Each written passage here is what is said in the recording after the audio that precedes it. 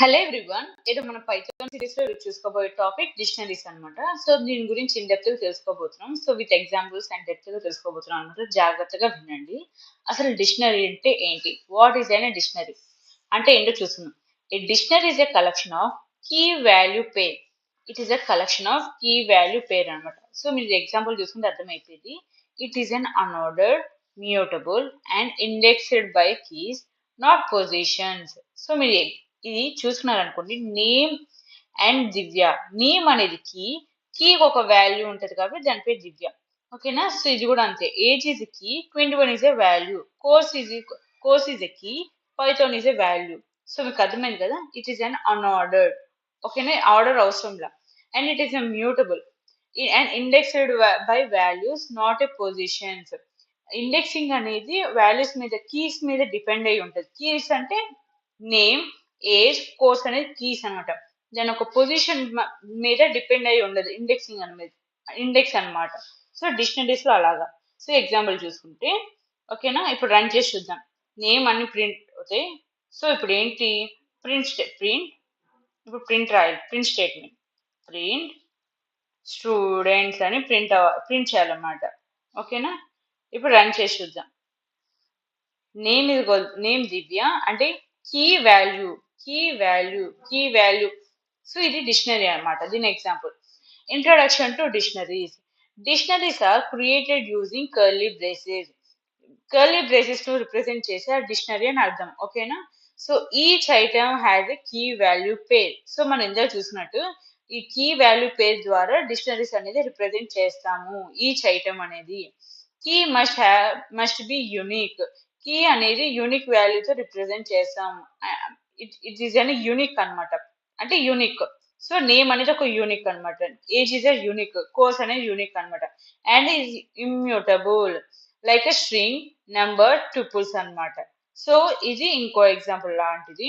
My డిట్ ఇచ్చి so మనం ఈ విధంగా కూడా రాసుకోవచ్చు. ఇట్లా ఇది అర్థం అవటానికి అట్లా రాసాము. లేకపోతే మీరు ఒక లైన్ లో రాసుకోవచ్చు అనమాట. ఇప్పుడు ఏం చేస్తాము? మై డిట్ అంటే డిక్షనరీ అని అర్థం. ఓకేనా? ఇప్పుడు రన్ చేసి చూద్దాం. బ్రాండ్ అని మోడల్ ఇయర్ అనేది ప్రింట్ అవుతూ ఉంటది అనమాట. సో డిక్షనరీ ఇంట్రొడక్షన్ అర్థమైంది కదా. నెక్స్ట్ ఏంటి? ప్రాపర్టీస్ ఆఫ్ డిక్షనరీస్ ఉన్న ప్రాపర్టీస్ ఏంటి? Unordered. Python 3.7 plus maintenance insertion order. So it is an unordered అనమాట.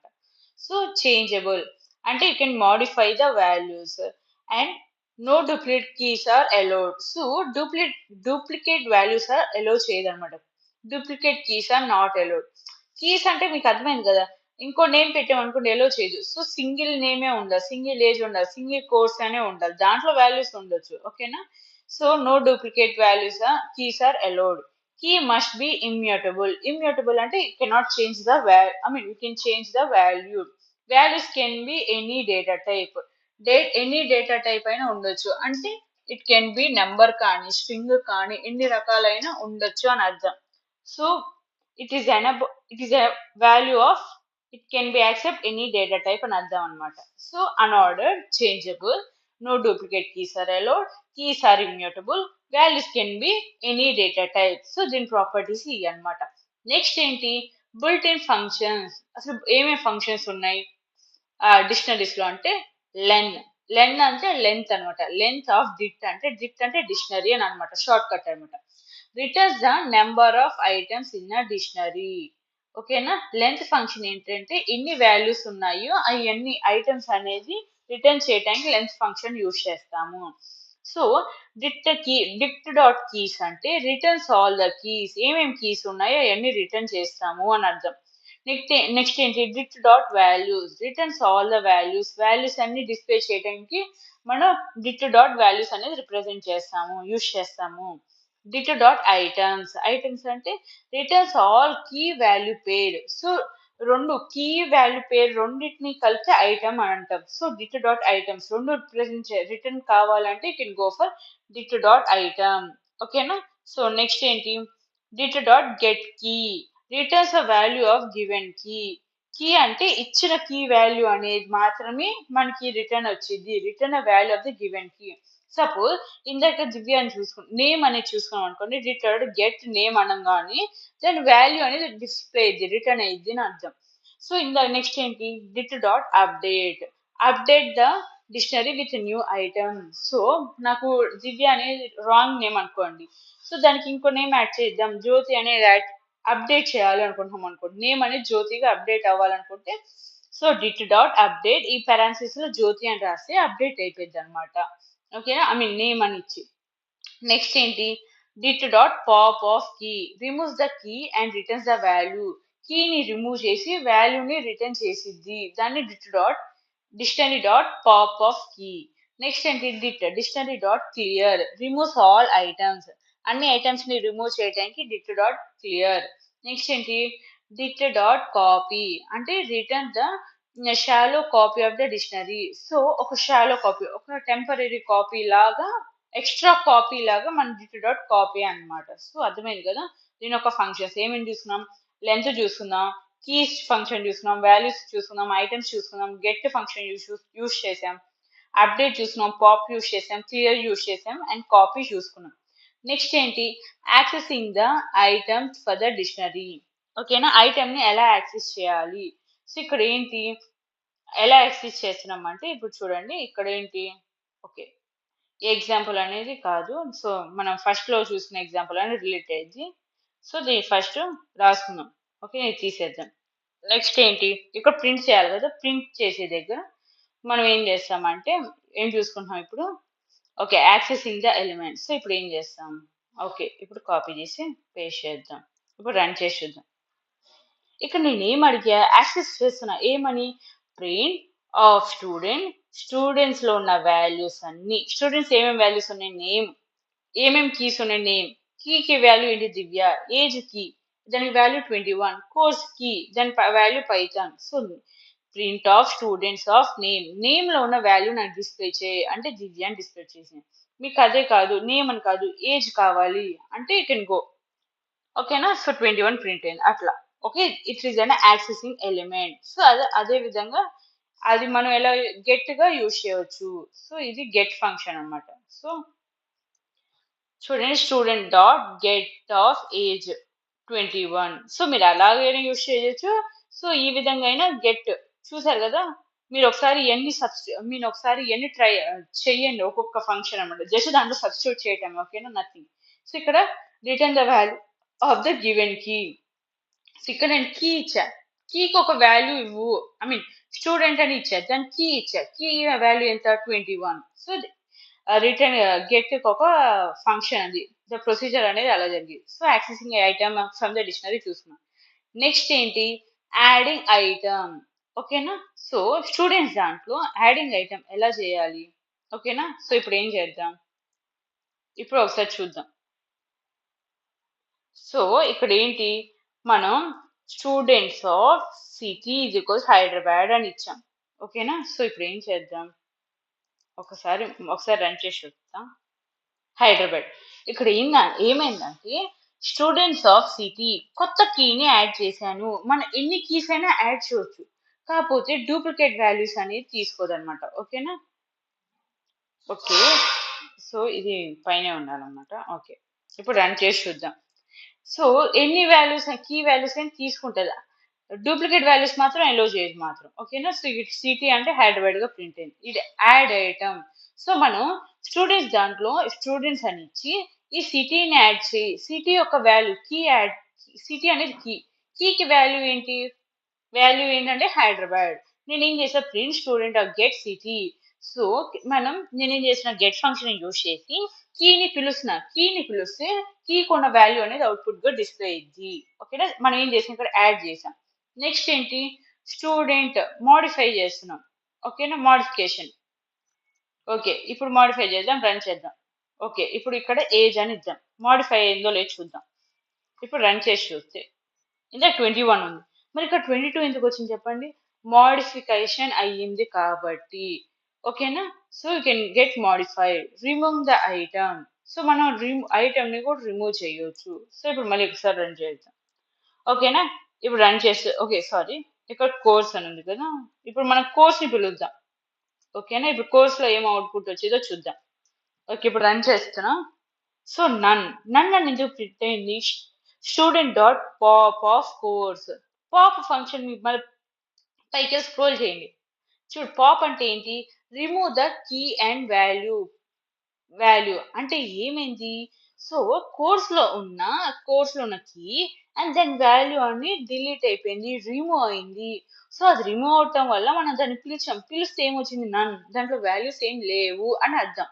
సో మీకు రిమూవ్ ఐటమ్ కూడా చేసాం. ఎలా రిమూవ్ చేసాం ఐటమ్ ని? పాప్ ఫంక్షన్ యూజ్ చేసి. నెక్స్ట్ ఏంటి? లెంత్ అన్నమాట. అసలు మన లెంత్ అంటే ఏంటి? ఎన్ని కీ వాల్యూ పేర్స్ ఉన్నాయో ప్రింట్ చేయటాన్ని అన్నమాట. సో ఇప్పుడు మళ్ళీ ఓకే, ప్రింట్. ఇప్పుడు మళ్ళీ ఒకసారి రన్ చేద్దాం. ఓకే, చూడండి ఇక్కడ. సో ఇది ఓకే. నెక్స్ట్ ఏంటి? ప్రింట్ లెంత్ ఆఫ్ స్టూడెంట్స్ లో ఎన్ని కీ. ఇక్కడ మీరు గమనించండి, ఇక్కడ జస్ట్ కీస్ మాత్రమే కౌంట్ చేసిద్ది, దాని ఒక వాల్యూ కూడా కన్సిడర్ లో కౌంట్ లో తీసుకోదు. దాని లెంత్ ఏంటి?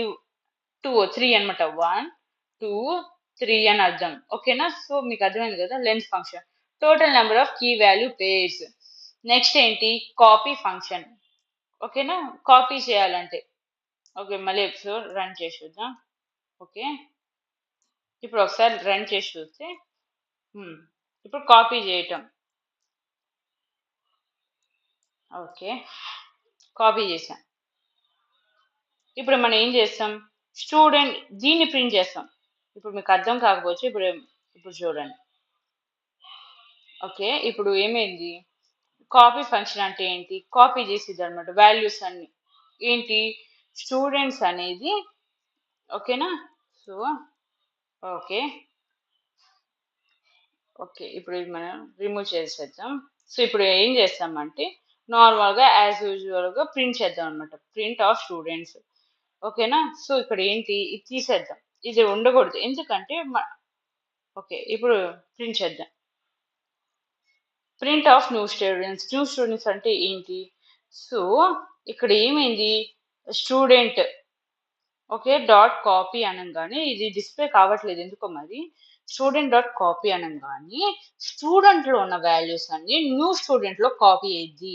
మనం అప్పుడు ఏం చేస్తాం? న్యూ స్టూడెంట్ ని ప్రింట్ చేసి ఈ వాల్యూస్ అని డిస్ప్లే కావాలి. ఓకేనా? సో దాని ఒక కాపీ ఒక ఫంక్షన్ అనమాట. మీకు అర్థమైంది కదా? ఇప్పటిదాకా మాడిఫై చేసాం, రిమూవ్ చూసాం, లెంత్ చూస్తున్నాం, కాపీ చూస్తున్నాం. నెక్స్ట్ ఏంటి? ప్రాక్టికల్ ఎగ్జాంపుల్ చూస్తున్నాం. ఓకేనా? ఇప్పుడు ఒక ఎగ్జాంపుల్ తీసుకుని మీకు అర్థం అయిపోయింది. ఇందాక వర్క్ కాలేదు కదా, ఇప్పుడు వర్క్ అయితే చూడండి. ఓకే, క్లమ్జీగా ఉంటుంది. ఇప్పుడు రిమూవ్ చేసి ఇప్పుడు ప్రింట్ చేయాలి. Sorry, print of car. ఇప్పుడు అన్ని దీంట్లో వస్తుంది చూడండి. Print of car. ఇప్పుడు రన్ చేసి చూద్దాం. So brand Tata, model Nexon and year 2023 అని అయిపోయింది. నెక్స్ట్ ఏంటి? యాడ్ చేస్తున్నాను చూడండి. ఇక్కడ యాడ్ మీకు ఇక్కడ హైలైట్ చేశాను. ఇప్పుడు యాడ్. ఓకే ఓకే సారీ, ఇది ఇక్కడ కాదు, ఇక్కడ యాడ్ చేస్తున్నాను అనమాట. ఓకే, ఇక్కడ యాడ్ చేస్తున్నా. ఇప్పుడు ఏంటి? నెక్స్ట్ ఏంటి? చూడండి, కలర్ అనేది యాడ్ అయింది. Brand Tata, model Nexon and year 2025, colour red. So colour అనేది యాడ్ అయింది. సో యాడ్ ఫంక్షన్ చూసాం. తర్వాత మాడిఫై చూసాం. కాదు కార్ అనేది 2023లోగా 2024లో మాడిఫై అయిందంటే చూడండి. సో మనం మాడిఫై చేసాం. ఓకేనా? మోడిఫికేషన్ కూడా అయిపోయింది. తర్వాత రిమూవ్ ఎలా చేద్దాం? చూడండి, సేమ్. ఇప్పుడు చూడండి, మోడల్ అనేది ప్రింట్ కావాలా? డాటా సారీ, బ్రాండ్ ప్రింట్ అయింది, ఇయర్ ప్రింట్ అయింది, కలర్ ప్రింట్ అయింది, కానీ మోడల్ అనేది ప్రింట్ కావాలి. ఎందుకన్నా మనం క్లియర్ డాట్ పాప్ అనేది యూజ్ చేసాం. నెక్స్ట్ ఏంటి? యాక్సెస్. ఇప్పుడు చూడండి, ఇప్పుడు మళ్ళీ రన్ చేసి print of car of. Okay, చూడండి, Tata brand, Tata year 2025, colour red అని ప్రింట్ అయింది. మనం బ్రాండ్ ని ప్రింట్ చేయమని అర్థం. ఓకేనా? సో ప్రింట్ అయింది అనమాట. మనం కార్ ని యాక్సెస్ చేసినట్టు. అండ్ నెక్స్ట్ ఏంటి? Uses of dictionaries in Python. అసలు ఎక్కడ వాడతాం? So storing data in a key value pair. So డేటాని స్టోర్ చేయడానికి, కీ వాల్యూ పేర్స్ లో స్టోర్ చేయడానికి మనం డిక్షనరీస్ యూజ్ చేయవచ్చు. Storing data for real world objects. So real world examples ని స్టోర్ చేయడానికి, డేటా అనేది స్టోర్ చేయడానికి మనం డిక్షనరీస్ వాడతాం అనమాట. సో కౌంటింగ్ ఐటమ్స్ ని కౌంట్ చేయడానికి మనం డిక్షనరీస్ యూజ్ చేస్తాం. నెక్స్ట్ ఏంటి నెస్టెడ్ డేటా స్ట్రక్చర్స్ లో. సో డేటా స్ట్రక్చర్స్ లో మెయిన్ గా డేటా స్ట్రక్చర్స్ లో నెస్టెడ్ డేటా స్ట్రక్చర్స్ లో మనం డిక్షనరీస్ అనేది ఎక్కువ వాడతాం. సో డేటాబేస్ లైక్ స్టోరేజింగ్ లో ఎక్కువ వాడతాం. సో మీరు డేటా డిక్షనరీస్ యూజ్ ఏంటంటే storing of data in key value pair అనేది అయినా రాయొచ్చు. సో మీకు అర్థమైంది కదా. నేను చిన్న స్క్రోల్ చేస్తున్నాను. అసలు మనం ఏమేమి చూస్తున్నాం డిక్షనరీ అంటే ఇది చూస్తున్నాం. A dictionary is collection of key value pair. అర్థమైంది కదా. It is an unordered mutable అంటే you can change the value అంటే అప్డేట్ చేయొచ్చు అని అర్థం. And indexed by key is not the position. So ఇక్కడ ఇండెక్సింగ్ అనేది పొజిషన్ మీద డిపెండ్ అయి ఉండదు, దాని ఒక కీ వాల్యూ మీద డిపెండ్ అయి ఉంటుంది అని అర్థం. సో మీకు అర్థమైంది. తర్వాత introduction. So curly braces use చేసాం, కీ వాల్యూ పేర్ మీద యూజ్ చేసాం. So keys are unique and immutable. So దానికి ఎగ్జాంపుల్ చూస్తున్నాం. ప్రాపర్టీస్ ఏంటి unordered, changeable, no duplicate keys are allowed, immutable, and values can be any data type. Built-in functions ఏం చూస్తున్నాం. Length of dictionary చూస్తున్నాం, keys చూస్తున్నాం, values చూస్తున్నాం, దాని items చూస్తున్నాం, గెట్ ఫంక్షన్ చూస్తున్నాం, అప్డేట్ ఫంక్షన్ చూస్తున్నాం, పాప్ ఫంక్షన్ చూస్తున్నాం, క్లియర్ ఫంక్షన్ యూజ్ చేసాం, అండ్ కాపీ ఫంక్షన్ కూడా యూజ్ చేసాం. దాని వాల్యూస్ అని దాని ఫంక్షన్ అనేది పక్కన ఇచ్చాను, కాలం చూసుకోండి. నెక్స్ట్ ఏంటి యాక్సెసింగ్ ద ఎలిమెంట్. సో మనం యాక్సెస్ కూడా చేయొచ్చు. ఏంటి దాని కీని డిస్ప్లే చేస్తే దాని వాల్యూ అనేది యాక్సెస్ అయ్యిద్ది అనమాట. సో దాన్ని యాక్సెసింగ్ ఎలిమెంట్ చూసాం. తర్వాత ఏంటి యాడ్ ఐటమ్ కూడా యాడ్ చేసాం డిక్షనరీస్ లో. తర్వాత ఏం మోడిఫై కూడా చేసాం, removing the item. So pop use చేసి మనం రిమూవ్ కూడా చేసాం. తర్వాత లెంత్ ఫంక్షన్ యూజ్ చేసి దానికి లెంత్ అనేది total number of key values pair ని కౌంట్ చేసాం. నెక్స్ట్ ఏంటి కాపీ చేసాం, అండ్ దీని ఒక ఎగ్జాంపుల్ అన్నమాట. సో మీకు అర్థమైంది కదా. Hope you like it. Thank you.